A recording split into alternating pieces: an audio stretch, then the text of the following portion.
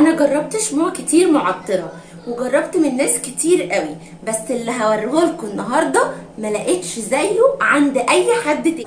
ريمو كاندلز عامله لكم شموع مش هتلاقوها عند حد تاني، اشكال وروايح مختلفه جدا جدا. هتشوفوها دلوقتي وهتقولوا لي عندك حق يا ناني، ايه الاشكال اللي تجنن دي؟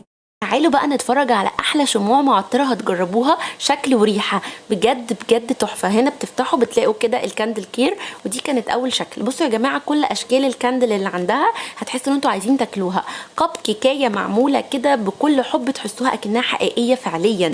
دي بقى تولعيها كده بريحه حلوه تديكي احلى طاقه ايجابيه في البيت وتمنع عنك الطاقه السلبيه.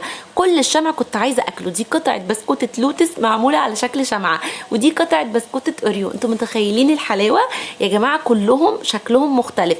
انا شفت شموع كتير بس ما شفتش الاشكال القمر دي، وبجد بجد مختلفه جدا جدا. كل البوكس كنت عايزه اكله حرفيا.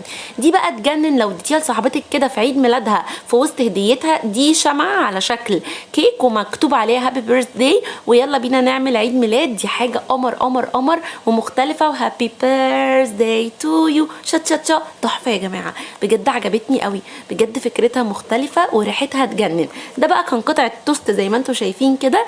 ده مخبوزات، وصلت للمخبوزات كمان. حاجه قمر قمر قمر. اسعارها كمان حلوه جدا، بجد حلوه قوي. بتستخدم كمان زيوت نباتيه حلوه جدا جدا في الشموع. بصوا يا جماعه بقى، دي كمان قطعه كرواسون، اللي هو بصوا انتم متخيلين اللي هو قسم مخبوزات لوحده موجود عند ريمو كاندلز. تعالوا بقى كمان اقول لكم ان اسعارها حلوه جدا.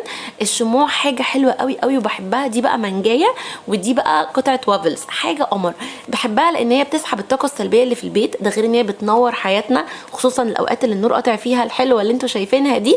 تعالوا كمان اقول لكم ان هي بتدي طاقه حلوه جدا جدا في البيت. ويا سلام لو عامله ديت حلو كده في البيت، ديت في البيت، عشاء كده رومانسي، عندك عيد جواز، وتولعي لك كده كام شمعه من دول يطلعوا لك ريحه حلوه ويدوا لك مود حلو.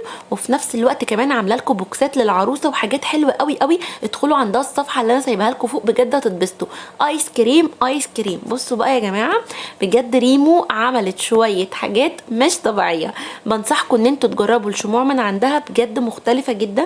هنا كنت حابه اوريكم شكل الاوردر بيجي عامل ازاي. حتى كمان الباكج تحفه جدا. دي الكاندل كير. وهنا بقى كنت بفتح واتفرج على كل الشمع، اشكال تحفه تحفه. كل الاشكال كانت احلى من بعضها. وبفكركم كمان ان هي باستمرار بتعمل عروض وعندها بوكسات للعرايس وحاجات حلوه قوي. هسيب لكم اللينك ولازم كلكم تدخلوا تجربوا من عندها الكاندلز، هتعجبكم قوي.